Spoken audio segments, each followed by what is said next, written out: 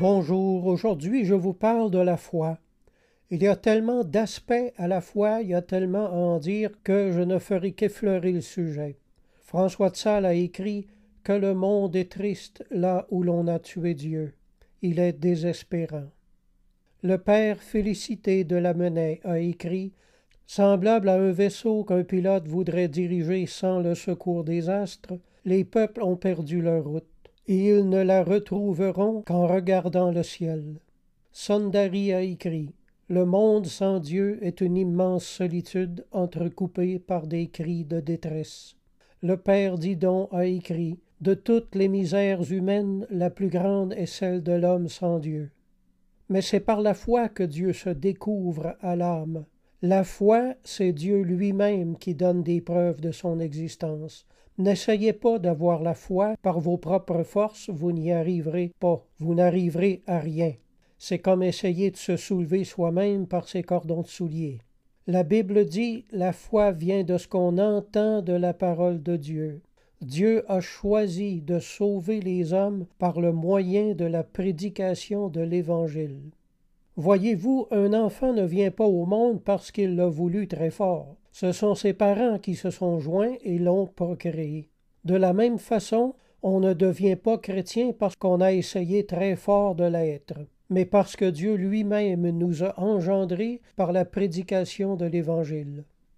Lorsque vous entendez parler du salut en Jésus-Christ, lorsque vous entendez de vos oreilles la parole du Christ et l'œuvre de son salut sur la croix, si le fond de votre cœur est bon, la foi, telle une colombe, viendra elle-même descendre et faire son nid dans votre cœur. Selon le mot de Pascal, la foi, c'est Dieu lui-même rendu sensible au cœur.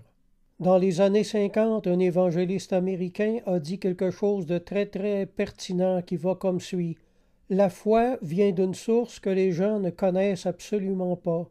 Quand un homme vient de recevoir la foi en Dieu, il vient de mettre la main sur quelque chose qu'il ne peut pas expliquer. C'est quelque chose qui s'est accroché à lui. Il ne peut pas la repousser, la secouer ou la retirer. La foi s'est emparée de lui. Fin de citation.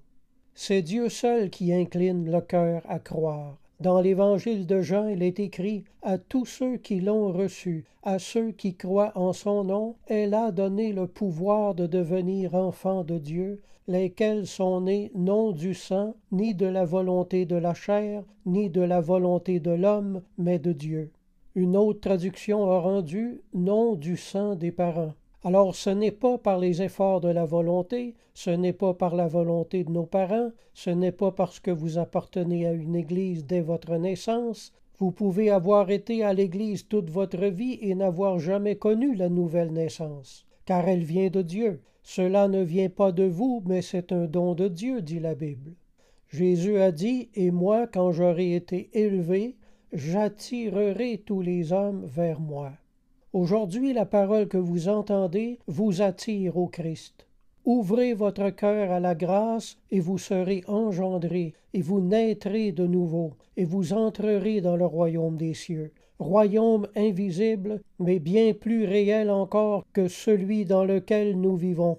D'un coup d'aile, la foi vous élèvera plus haut et transportera votre âme au-dessus de tout l'univers visible pour vous amener jusqu'à Dieu dans l'éternité. Si ce message vous a touché, je vous invite à fermer les yeux et à prier avec moi. Mon Dieu, je me sens appelé par le Christ. La foi entre dans mon cœur. J'accepte le Christ comme sauveur et rédempteur personnel. Je serai un homme nouveau, une femme nouvelle, régénéré par la grâce, je vivrai désormais d'une vie nouvelle. Je suivrai les traces de pas du Christ et marcherai dans ses exemples et ses enseignements au meilleur de la grâce que tu me donneras. Amen. Je vous encourage à vous procurer une Bible et à retourner à l'Église. Si vous avez des questions, mon adresse courriel est jocelyn041@hotmail.fr. Alors je vous dis à la prochaine, gardez la foi et la foi vous gardera.